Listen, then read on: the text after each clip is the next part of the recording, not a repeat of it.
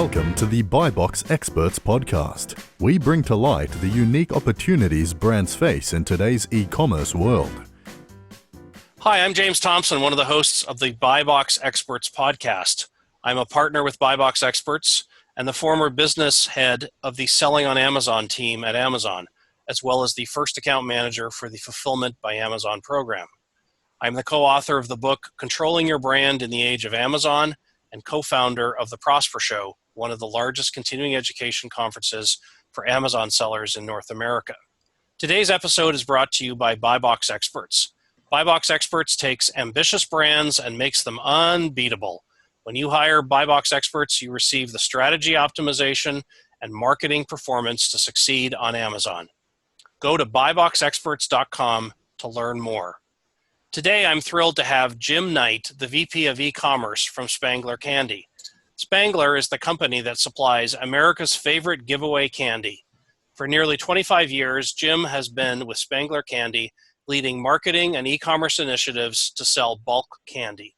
In full disclosure to our listeners, Spangler Candy and Buy Box Experts work together on Spangler's Amazon channel business today. So welcome, Jim, and thank you for joining us today on the Buy Box Experts podcast. Thanks, James. Thanks for having me. Jim, I'd like to start our discussion today by getting your thoughts on how you've seen your brand evolve its choice of distribution channels over the past 20 years so as to leverage more of the online channel opportunities. Yeah, sure. Well, just to give a little bit of background, Spangler is a company that's been around a long time, 1906, in fact. And we've made a lot of different candies over those years. But we are primarily a brand manufacturer that sells at retail. So we're talking food, drug, mass, club, dollar stores, drugstores, those sorts of things.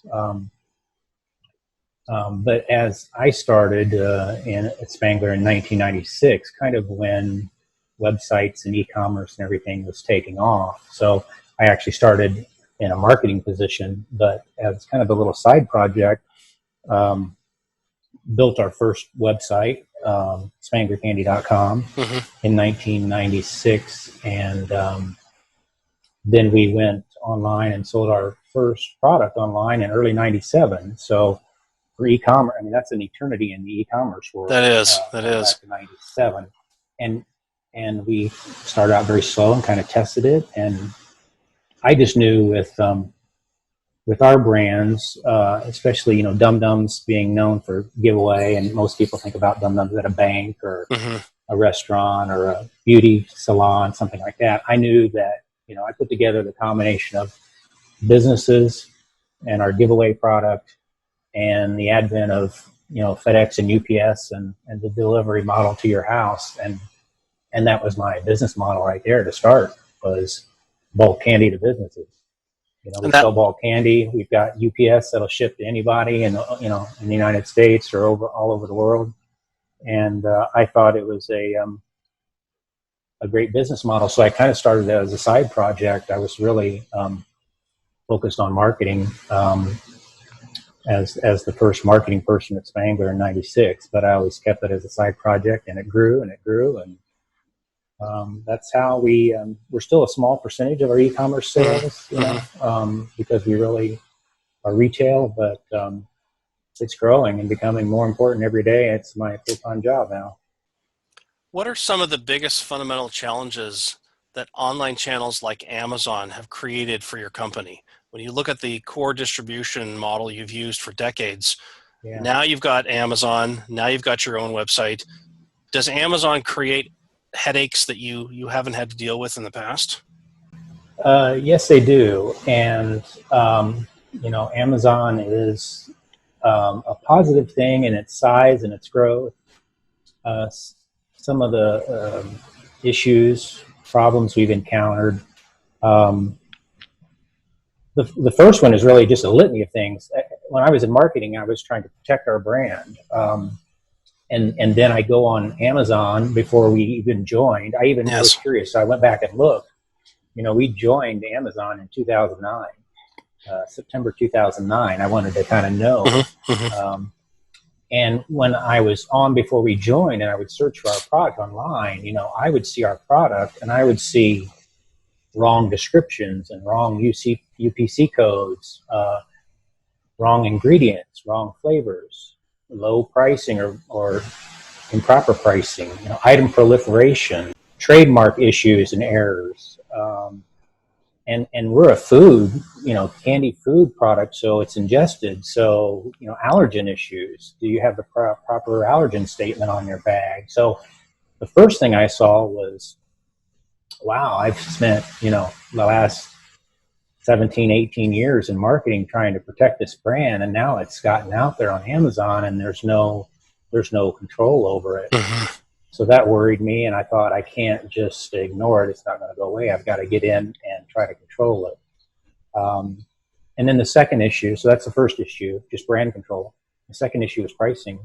We were selling a very convoluted distribution chain where we sell to distributors and resellers and retailers, and this was, direct from us to Amazon. So it caused issues with pricing and with the sales department. And, as that pricing range is very wide, it creates opportunity for sales arbitrage, or whatever you want to call it, where you can't control your pricing. And then a retailer comes and says, wow, I want to carry this particular bag size at my store, but I found it on Amazon, 20% lower or whatever. And that was kind of a second, problem that, we're still working through both of those issues, by the way. We didn't just fix them immediately. So, in all honesty, these are problems that brands will forever forward have to manage. These are not issues that, as you say, you can fix one and done and walk away. There is always the potential for someone new to come along and create a listing that's got incorrect information. There's always the potential for someone to divert product and sell it at a price that doesn't align with what you're trying to do. Are there big changes that your leadership team has had to make in terms of rethinking how do you do channel management across all channels when you've got these big leaks that the Amazon marketplace is able to take advantage of? Yeah, we've, as a management committee, we've worked with sales. We've had to pull together e-commerce and sales and marketing, those three particular departments, and say, we can't work siloed anymore. We have to work together to solve these issues, and we're working on that. Your group, your company, Buy Box Experts, has been a lot of help in that regard. You've directed us to a legal firm that has really helped us with distribution and reseller agreements that we've implemented. So we used a couple tools, your expertise in Amazon, distribution agreements, understanding pricing and how we're going to price things, and deciding in our portfolio this item is going to be e-commerce exclusive or it's not going to be e-commerce exclusive. Right. And the pricing fits the model. So I would say that management maybe wasn't aware of these issues 5 years ago, but they are certainly aware of them today. Yes. Let's talk about the current COVID crisis. I suspect there's been a decrease in bulk candy sales during this period as foot traffic to brick and mortar facilities has obviously gone to next to nothing. How has your organization tackled some of these externally driven challenges? Yeah, the virus issue has been a big issue, and it has affected us. We do primarily sell bulk candy to businesses, and all the types of businesses that we sell to. When you think of banks and restaurants and beauty salons, hospitals, schools, colleges, retail, churches, government, all of them are closed. So it's had a deep impact on our bulk sales. Our Amazon sales has dropped also, but we were on a really good growth pattern on our side and on Amazon and some other marketplaces. Amazon gears a little bit more toward the family and the consumer size packages for us. So it has dropped, but it hasn't dropped as much as the bulk sales. So right now we're trying to, weather it and take it day by day. I think as we get a safe and logical reopening of these businesses in Ohio and all the other 49 states that, the business will come back. We've got a strong brand. I mean, Dum Dums were invented in 1924. We bought them in 1953. They're the number one lollipop in the nation. So it's well-known brand. It's quality. It's made in the United States. And I know when this is over or, much, much better, that things seem to be back to normal, that our brand, will bounce back, both retail and online. Let's talk a little bit more, Jim, about brands. You carry some of your own brands, but you also resell a few brands made by other companies. I'd love to get your thoughts on how important is the brand of candy in your business. When you sell product in bulk, what does the role of branding play in your customers' purchase decisions? Yeah, that's a very good question. I've always been a strong proponent of brand, and we own 7 brands. I'll just run through them real quickly so you're aware. But Dum Dums, Safety Pops, Another Lollipop, Spangler candy canes. We have about 50% market share in the candy cane market. Yep. Circus Peanuts, a very old nostalgic product. Those are the 4 that we've had for a long time. And we've just acquired 3 new brands, Necco Wafers, which you're probably familiar with, Sweethearts, Conversation Hearts, the Valentine rolled sugar candy with the messages on them, and Canada Mints, which is a mint similar to like an Altoid. So we now have, the 3 that we just acquired from Necco, we've been setting up and getting them back out to market. And so my focus first is on our brands, of course. As a manufacturer, we want to sell Dum Dums to businesses, Safety Pops, mini candy canes to businesses. But I saw an opportunity to sell we have some relationships with some other companies. We have some relationships with a peppermint manufacturer. Peppermints are a candy item they're given away as a breath mint or in a restaurant, at the hostess stand. And I thought I didn't want to be a general line candy wholesaler or e-commerce retailer and sell everything. I did not want to have 5,000 SKUs, but I wanted to have a very curated portfolio, I'll call it. And I wanted all of them to be recognized brand names. And so we've got permission from these companies, and we sell brand names, that you would be familiar with. We just added some Jelly Belly items. We have a good relationship with the Jelly Belly company, and they sell online their site. But we felt that if we chose items that were bulk, maybe giveaway, branded, well-known, high quality, that they would be, additional sales to our brands and would not, hurt the sales of our brand. How do you, in the bulk candy business, how do you create stickiness? No pun intended, but how do you create stickiness with your customers where the consumer that might actually be consuming the product may or may not be paying attention to the brand the same way that your customer, the bank or the restaurant buying it might be? How do you think about branding for your customer versus the end user?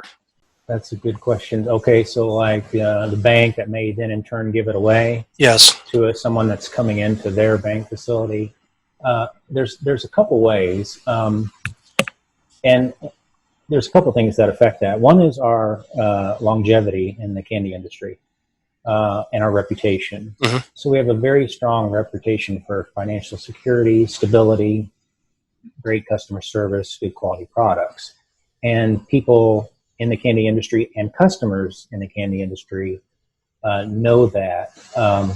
So we rely on that. We try to maintain, that good reputation. And then in the e-commerce world specifically, we try to have a website that is secure, functions very well, fast, and we add tools that business customers need, like subscription options.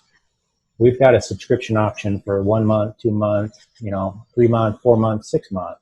Yes. For any item you want to buy. So that makes very easy. We want to be easy to do business with. So if you're a bank manager, a branch manager, and you want to buy candy for your branch, maybe you don't want to spend your lunchtime going out and getting it,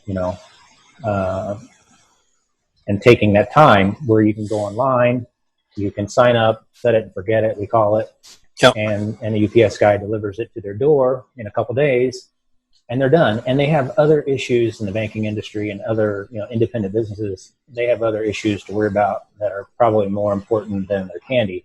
Yes. So they don't want it to be problematic. It has to be simple. So those are kind of some of the things we do. Let me ask you, Jim, during the crisis right now, are there new things you've learned about your customers' interaction with your brands that will help you do things in a better way post-COVID? I don't know that we've learned. I don't know that we've learned any startling thing, that's brand new to us that we didn't already know. We know that Dum Dums does very well in any sort of economic cycle. So if the economic cycle is good, Dum Dums do okay. If the economic cycle is bad, it's a low-cost purchase and it's a treat for a child, so it still does well.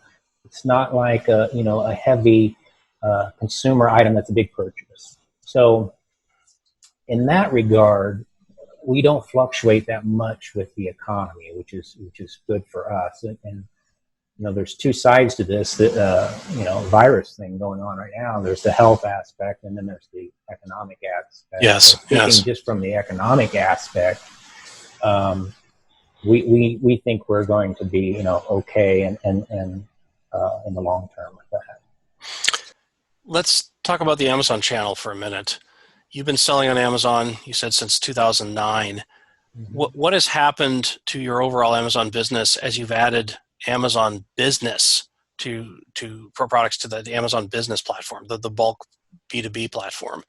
Have you been able to go after new types of customers or find new ways to sell your product? Yes, it helped. It's slowly growing. I can't give you like a percentage of the breakdown between business or consumer purchases, but it has helped. And when I say we started in 2009, we started in 2009, and then we really didn't start pushing it aggressively until about 2014. So we kind of coasted. We had limited number of SKUs on there. We were kind of just watching it. And then in 2014 is when I switched out of the marketing department full time to e-commerce full time. And that's one of the reasons that we decided to take it on more aggressively. So we started looking at advertising. We started adding SKUs. We have our own fulfillment center at our factory, which is a huge benefit.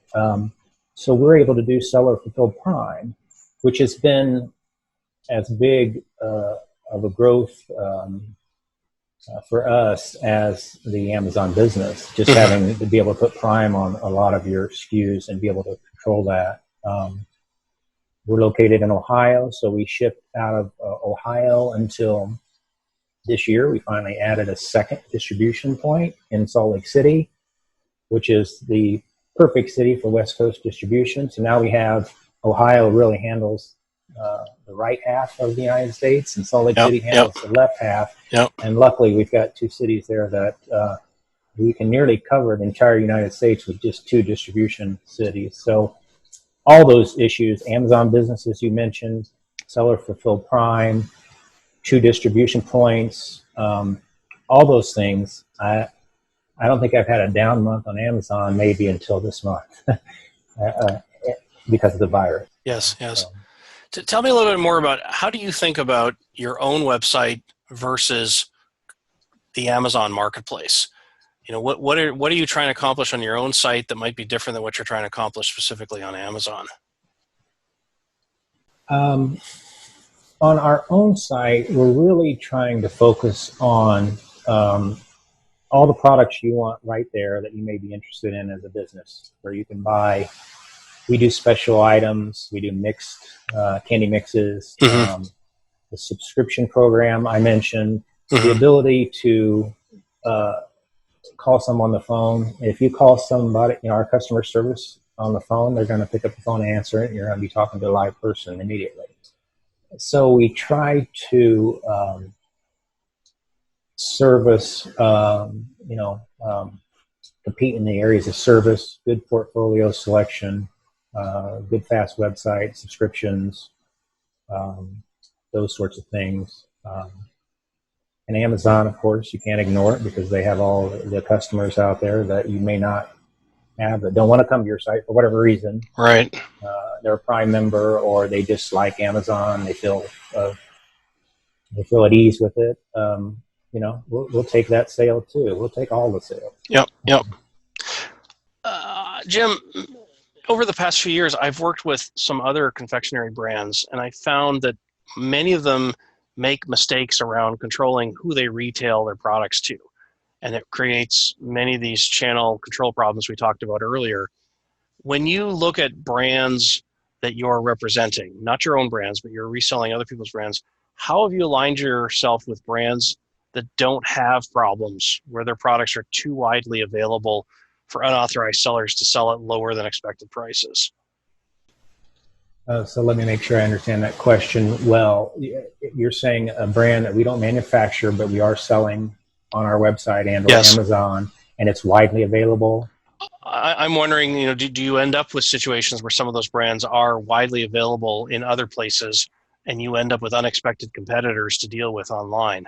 Yes, it definitely happens more with the brands that we purchase from other, because they may or may not, they may or may not have a distribution policy. They may or may not be trying to control their brand on Amazon at all.